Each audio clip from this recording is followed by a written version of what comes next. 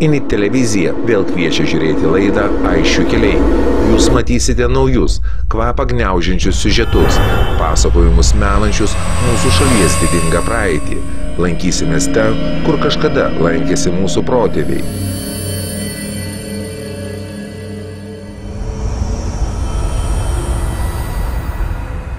Aiškinsimės, iš kur mes atsiradome, tokie kokie esame šiandieną. Rodysime, kas primena mūsų neįkainojamą kultūrą ir atrasime, kokie mes nepaprasti esame pasaulyje.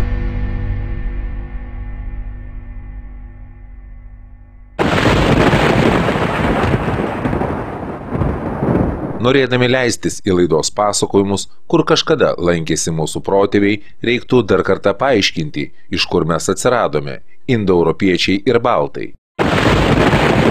Sveiki, aš esu indoeuropietis. Išmintingi žmonės aiškinasi, kada ir kur aš gimiau, kas man vardą nuskyrė, ar Francas Bopas, ar Jakobas Grimas iš Vokietijos, ar Rasmus Raskas iš Danijos, bet pasidariau visiems labai svarbus. Jau turbūt porą šimtmečių praėjo, kai visokių kraštų mokslo vyrai ieško mano protėvynės. Vieniems mano tėvynė kažkur Baltijos, Juodosios ir Kaspijos jūros plotuose, antriems Europos pašonėje, Anatolijoje, kuri dabar dažniau Turkija vadinama, tretiems Balkanuose, kurie yra Europos pietuose, o ketvirtiems keistai Eurazijos stepėmis pavadintose vietose, kurios prie Kaspijos jūros yra.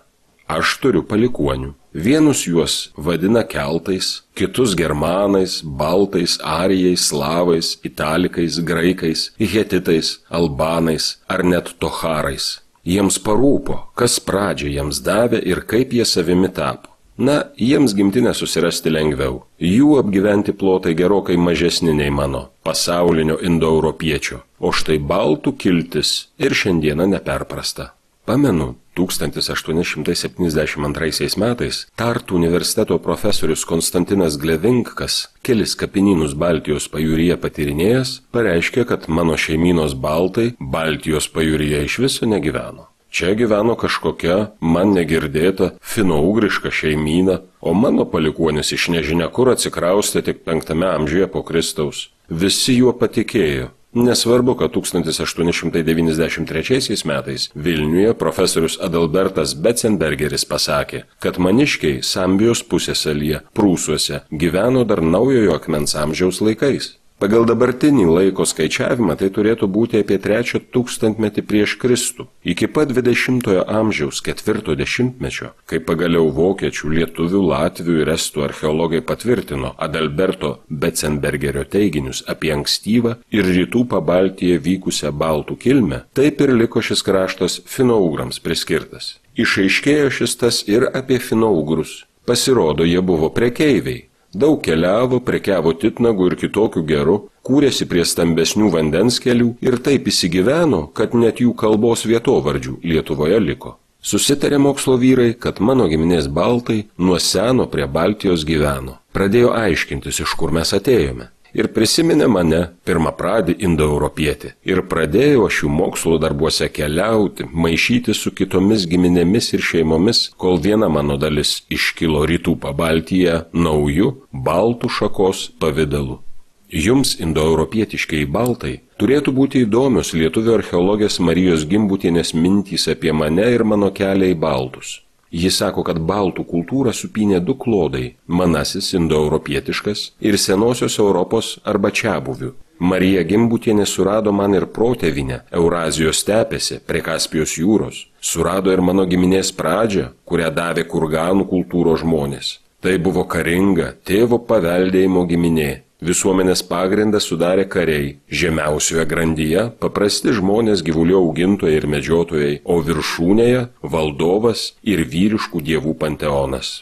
Tokia buvo mano giminė, kai apie 4300 metus prieš Kristų įsiveržėme į centrinę Europą, į senosios Europos kultūrą, kurią Marija Gimbutienė vaizduoja kaip harmoningą ir taikingą moterų karalienių ir moteriškų dievų valdomą žemdirbių kraštą, kuris nepažino nei žirgų, nei ginklų. Ar taip iš tiesų buvo, tai aš dabar ir nepasakysiu. Bet žinau, kad karų ir susidūrimų daug iškentėta. Niekas nenori savo kalbos, papročių, įpročių, susigulėjusio gyvenimo prarasti, žmonas ar dukterį svetimiems atiduoti. Bet, kaip ji ir sako, mes buvome pranašesni. Turėjome žirgus, gerus ginklus ir karius, karų patirtį ir patys karių buvome valdomi. Nesunku buvo tą taikingą visuomenę parklupdyti. Tačiau susivokėme, kad naujojo mūsų gyvenimo pagrindas yra naujoji žemė ir naujieji jo žmonės. Įdiegėme jiems savo kalbą, savo dievus, savo papročius, savo visuomenės modelį, išmokėme karybos, o iš jų išmokome įdirbti žemę ir visokių amatų.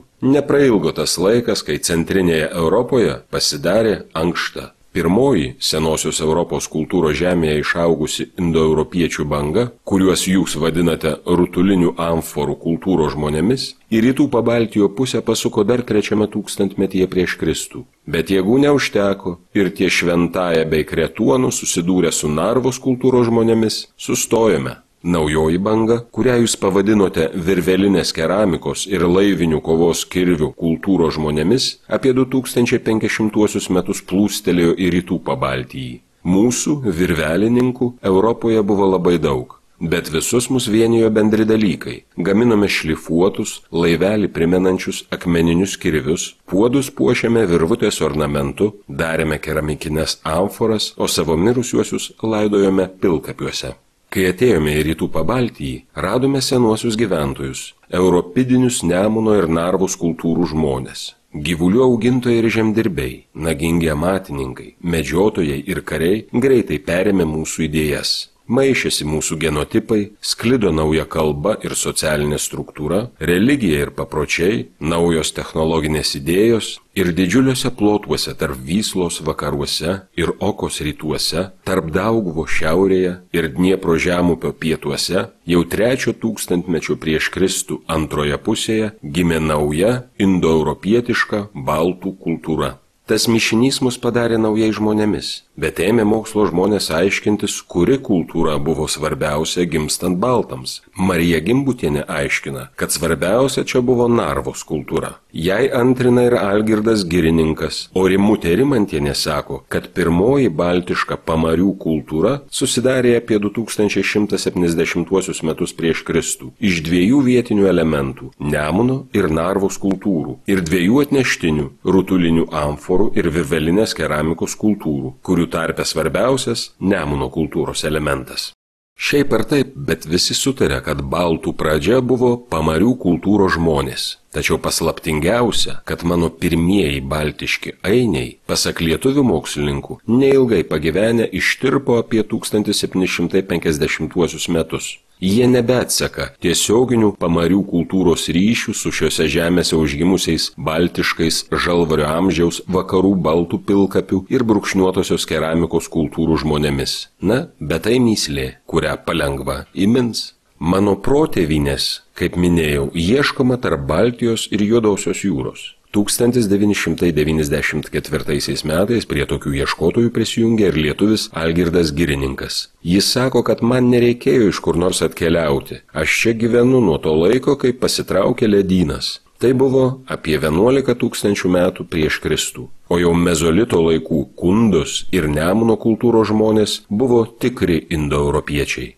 Negana to, jie jau ir kalbėjo baltų kalba. Išeitų, kad ir senieji Narvos ir Nemuno kultūrų žmonės, ir mes, naujieji ateiviai, rutulinių amforų ir virvelinės keramikos ir laivinių kovos kirvių kultūrų žmonės, buvome indoeuropiečiais. Nereikėjo mums jėga brukti savo kalbos, gyvensenos, papročių ir dievų. Susirinkome į vieną vietą, šiauriniai ir piečiau gyvenę indoeuropiečiai, susimaišė mūsų genai, pasidalinome naujomis idėjomis ir technologijomis. Taip, apie 5000 metų prieš Kristų atsirado nauja mūsų atšaka – baltų kultūra.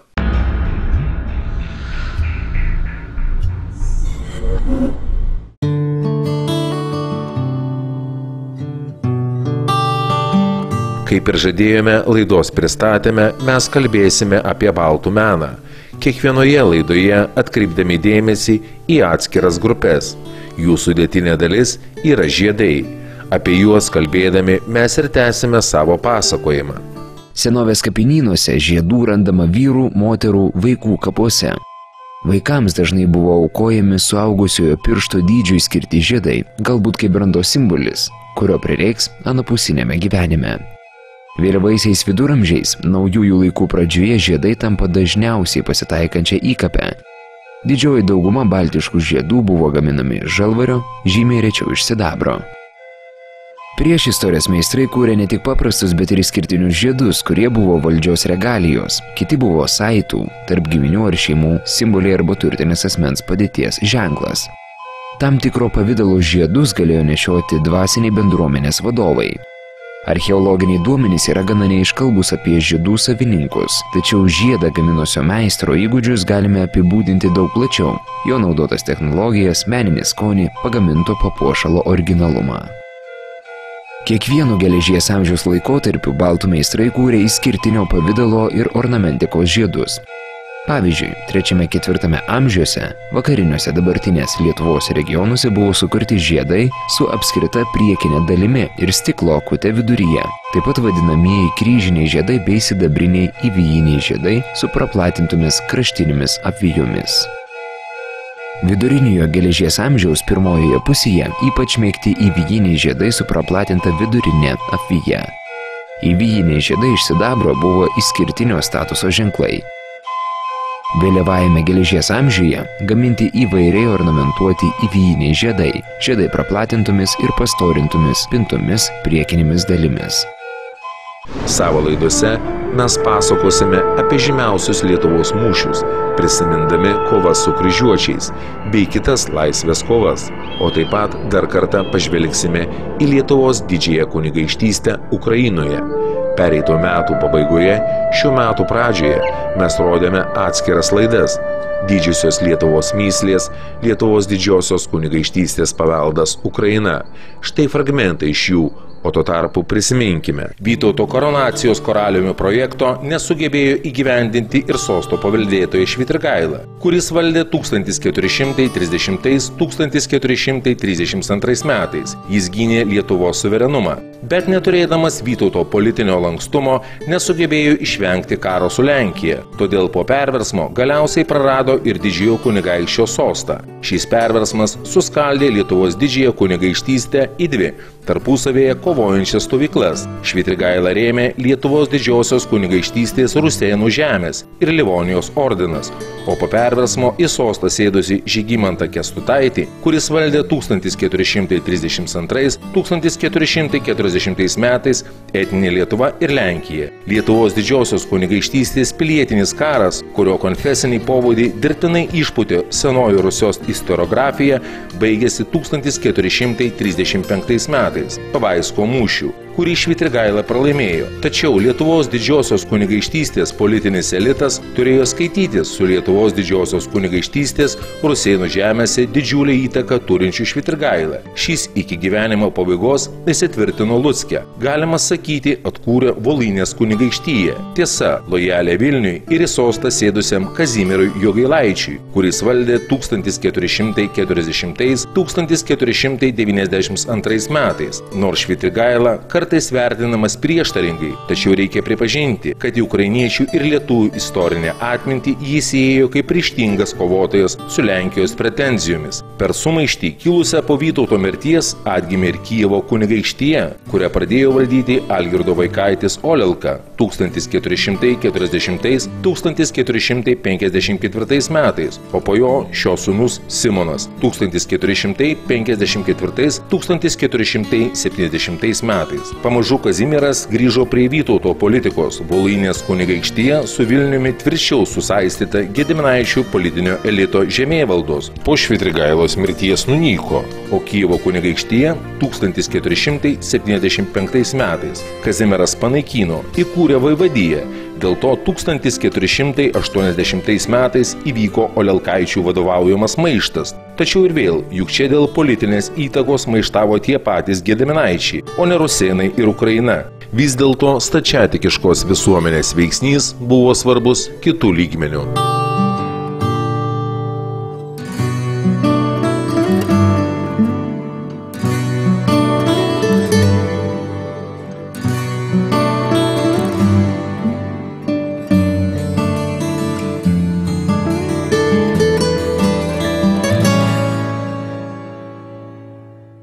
laidos pabaigai pradėsime ir pasakojimą apie šios vasaros mūsų ekspediciją į Lietuvos didžiąją kunigaikštystę Ukrainoje.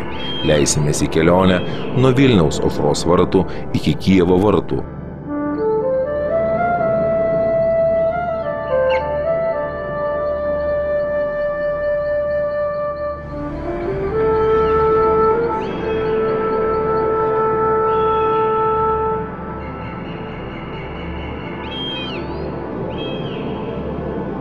Šitie vartai yra ankstyviausia 11 amžiaus išimtis ir tokie jie per visą Kijevo Rusios gyvavimo laikotarpį faktiškai ir liko, kaip išimtis. Šiek tiek gal ta išimtis pateisina to, kad jie irgi buvo su cerkve susiję, viršų įrengta cerkvė. Tai štai, bet pagrindinė jų, aišku, funkcija, tai pagrindiniai miesto vartai, pagrindiniai, per kuriuos įžengdavo visi svečiai. Šiaip buvo dar du vartai, vadinamieji Lenkų vartai ir Žydų vartai, žodžiu, bet šitie buvo pagrindiniai. Taigi, jeigu mes galėtume įsivaizduoti, yra tokia 19 amžiaus graviūra, kuri vaizduoja, kaip Gediminas pasirodo prie Kijevo.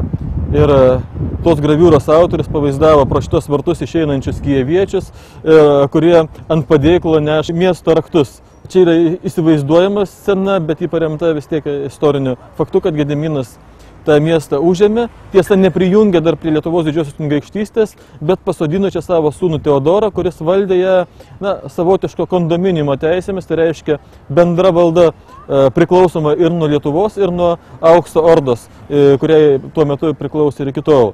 Vėliau Algirdas, Lietuvos didysis kunigaikštis Algirdas, po mūšio ties Mėlynaisiais vandenimis, mes ieškosim dar tos vietos, kur vyko tas garsusis mūšis, Kijevą pajungė jau visiškai savo valdžiai ir pasodino čia savo sūnų Vladimirą Algirdaitį. Tai šis Vladimiras Algirdaitis nuo 1362 metų, kaip manoma, kai kas spėja, kad gal kiek vėliau jis iš tikrųjų buvo pasodintas, bet neaišku tada, kas valdė iki tol. Iki beveik 14 amžiaus paskutinio dešimtmečio jis valdė Kijevą ir net kaldino čia savo monetas. Bet jau jo laikais galima laikyti Kijevo kunigaikštystę kaip dalinę Lietuvos didžiosios kunigaikštystę, jos dalimi. Čia yra lankysis ir priiminėjęs delegacijas ir Vytautas. Vytautas beje savo laiške labai parodė, kad jis turi tą istorinę atmintį ir sakė, Kijevas yra Rusijos sostinė su potekste, kad visa Rusija turi priklausyti Lietuvai, kadangi ji užvaldė Kijevą. Taigi, galim pabandyti įeiti tuos vartus. Aišku, čia ne per tuos pagrindinius, jos dabar tik tai galima žvilgtelti per tas grotas, o įėjimas į muziejų bus šalia.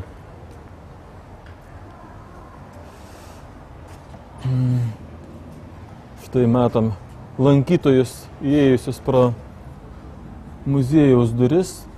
Realiai šitie vartai turėtų būti daryti ir pro juos patenkama į miestą, bet dabar jau jų funkcija pasikeitė. Jeigu aušros vartuose mes iš tikrųjų jas naudojam pagal paskirtį, per juos patenkama į Vilniaus senamiestį, tai šitie jau yra grinai dekoratyvinę prasmę turi šiais laikais. Tokia muziejinė prasmė gal dar. Yra savotiškas Kijevo simbolis, bet jis yra nemaža dalim sukurtas šiais laikais. Tai čia matom, aiškiai matosi tas jau senojo mūro fragmentas, kiek čia buvo išlikę. Tai gana aukštas fragmentas. Ir iš kitos pusės čia du tokie styrojantis gabalai buvo iki šito rekonstrukcijos atstatymo. Tai mes esam kaip ir iš išorės to vartų patalpos, reikia čia kažkur tai įeiti. Yra maketas, iš esmės atitinkantis tai, kas dabar pastatyta. Vartai iš išorės ir iš miesto pusės. O štai čia yra ir pats Kijevas, kaip jis atrodo tuo metu. Štai Aukso vartai veda į miestą, apjuostas yra siena. O štai čia pats miestas, ir iki šių laikų yra išlikęs Sofijos soboras, pagrindinė Kijevo šventovė. Jis, aišku, šiek tiek pasikeitė, persatytas buvo baroko stilium iš išorės. Tai štai, kaip rašo, 10-13 amžiaus apibendrintas Kijevo vaizdas. Na, iš tikrųjų, ta apimtis Jaroslavo, kokia ir buvo užduota sudarant tą miesto sieną, tokia jį maždaug ir laikėsi. Taip, tai mes čia ir praeisim turbūt pro tos vartus ir pateksim prie to soboro. Aš taip įsivaizduoju.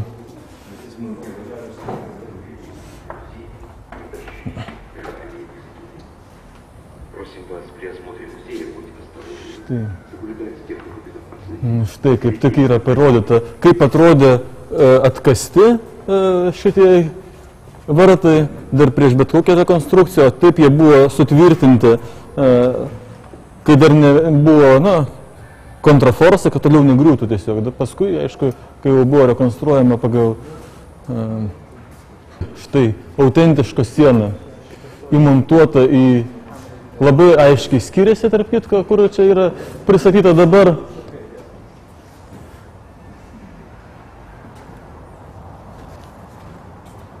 Jeigu atkreipsit dėmesį, tai pasižiūrėkit, kokios čia siauros plytelės yra naudotos Kijevo Rusios laikais. Faktiškai visa Kijevo Rusios architektūra yra su tokiom siaurom plytelėm, plinfos vadinamas. Jos labai skiriasi nuo tų naujoviškų. Čia matyti jau yra kažkas pamūryta gal kokiam, nežinau, 19 ar dar iki dabartinės rekonstrukcijos, tai skiriasi. Bet tos autentiškos Kijevo Rusios mūros, tai tokios siauros plytelės. Ir bet kur Gardine nuėjus, pažiūrėjus Kijevo Rusios laikų Koložės cerkvė, irgi iš tokių statyta.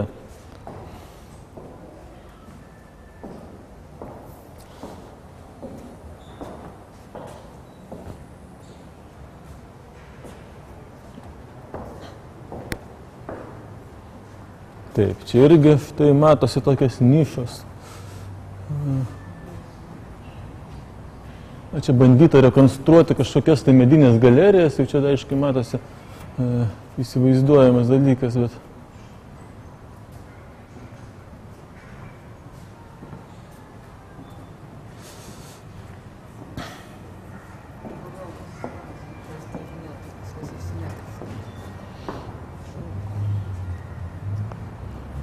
Štai, iš tikrųjų,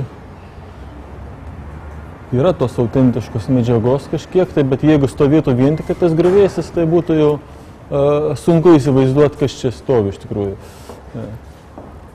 Dabartiniai vartai, aišku, vėlgi kelia tokių problemų, kad niekas nežino, ar jie tikrai taip atrodo, kaip dabar atstatyta, bet kažkas panašaus buvo. Bet čia pabandyta panaudoti tokią pačią. Tai čia kažkas panašaus, gal... Bet čia dabartiniai stovėjai. Taip, bet čia jau yra, matyt, tas, kas autentiškai išlikę, truputį dar parestauruota. Pašlifuotas? Taip, ne tik, kad pašlifuota, čia gal naujas visiškai plytelės, bet tas pagrindas, ant kurio čia prilipdyta, tai jau yra. Čia yra visokių nišų, nišelių, kur autentiškas, tai... Taip. Taip, čia jau kur toks rausvas, tai tikrai yra ne tik, kad naujai, bet konkrečiai 1982 metų rekonstrukcija. Čia matosi, yra tokių bandymų dalinai konservuoti, sustiprinti yra ir ankstesnių, jau nuo 19 amžiaus, kur matosi, iš esmės dabartinė formato plytos, bet iš esmės jos jau senokos jau yra pasenusios. Nes kai jas dar 19 amžiaus pirmoji pusė atkasė šitos vartus, jos bandyta visai stiprinti. Ant tos kontraforsas, matyt, nugriovė jau rekonstruodami rimtai, bet čia jau laiptai yra visiškai modernus. Muziejaus lankytojų patogumui. Mes iš tikrųjų einam ten, kur turėjo jau būti pylimas iš žemė ir ant jos stovėti medinės konstrukcijos. Tai šita pylimo tik tai imitacija. Mes ant medinės sienos viršaus čia stovim, tai čia turėjo būti gynybinė galerija. Tam tikra, ir jos čia tam tikra, tokia labai laisvo stiliaus imitacija čia ir yra. Ten dar viršui. Čia sunku pasakyti, tos medinės dalės, kiek čia turi to pagrįstumo ir autentiškumo, tai... Bet ten galima aukščiau lipti.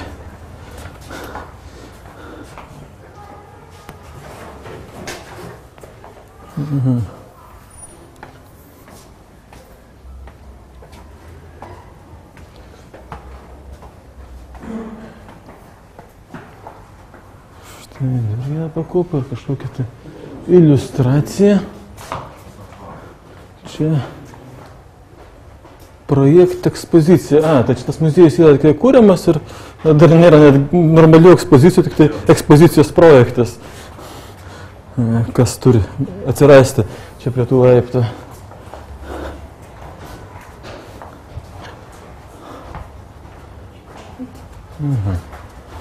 Štai ir dar vienas balkonėlis. Matom, čia dar bus kelios pakopos mūsų laukia.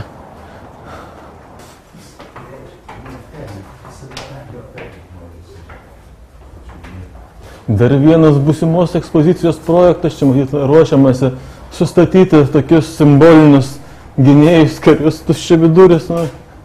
Keistokas vėl sprendimas, bet matyt kabins padidintas iliustracijas iš vadinamo Radvilų metraščio, kuris iš tikrųjų 15 amžiaus yra nuorašas, kažkoks Rusijos laikų metraščio su iliustracijom, vienintelis iliustruotas Rusijos metraštis ir saugomas buvo kunigaikščių Radvilų mūsų.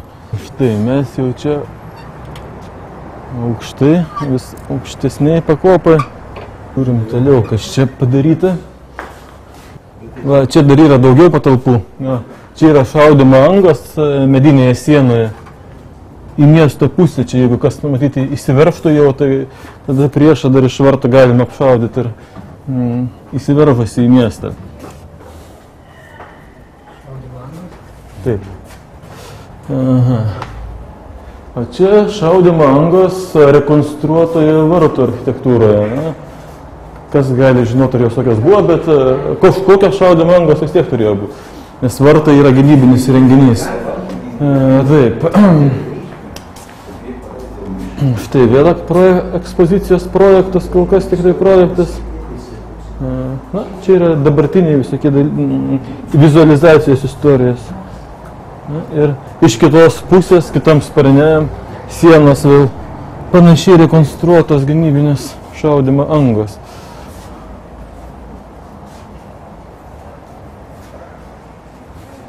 Centrinė vartų patalpos dalis, aišku, galėjo būti ir pačiuose vartuose turėjo būti kažkokių tai būdų, tarkim, priešas pralaužė šitos vartus ir patenka į vartų patalpos vidų, tai be jokios abejonės jį reikia irgi kažkokiu tai būdu apšaudyti. Jo labiau, kad čia dar yra antri paskui vartai iš kitos vartų patalpos pusės. Ir matom, čia labai aiškiai matosi tos autentiškos liekanos, sustiprintos kažkokiais metaliniais sustiprinimais, kad negriūtų viena į kitos pusę.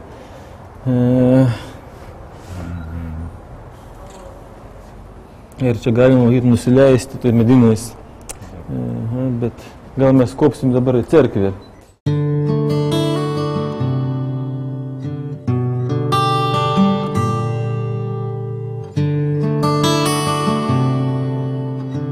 Sekančiose savo laidose mes žinoma toliau tęsėme pasakojimą apie Kijevo vartus bei kitus mūsų lankytus objektus Lietuvos didžiojoje kunigaikštystėje Ukrainoje.